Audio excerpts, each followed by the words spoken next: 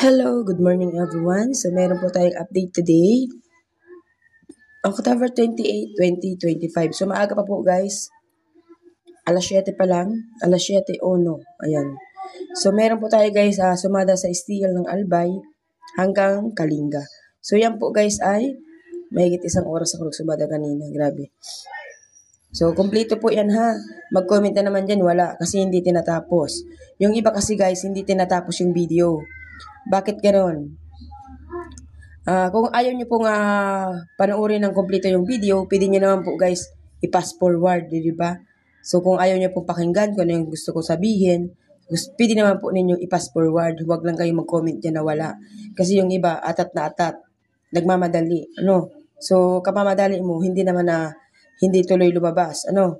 So, dapat, chill lang. Ano? So, huwag magmadali guys kasi maagang maaga pa. Okay?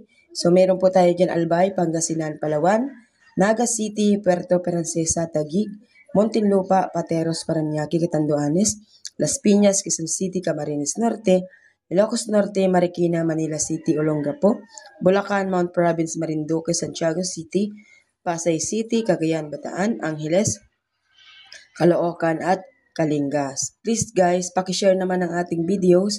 Kapag hindi ko po kasi guys sinasabi na i-share ninyo, ay wala naman talaga nag-share kahit isa. Ayan, so pakishare naman Ayan, sa mag-share po guys, sana may blessings na dumating sa inyo. Ayan. So nandito po tayo guys sa kabila. Meron tayo dito Batangas, Rizal, Zambales, Negros Occidental, Sorsogon, Romblon, Camarines Sur, Benguet, Aurora. So Apayao, Ilocos Sur, Baguio.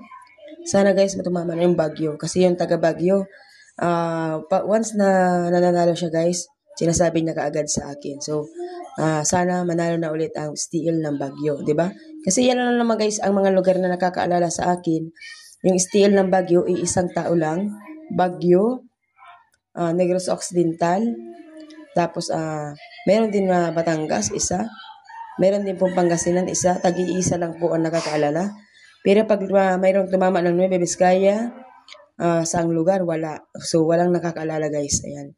Kaya napakahirap kuhain ng mga sumada natin kapag ganun. Ano? So, dapat guys, give and take tayo. Okay? So, Antique, Aklan, Tarlac, Pampanga, Cavite, Quezon Province at Laguna, yung nasa baba. Ano?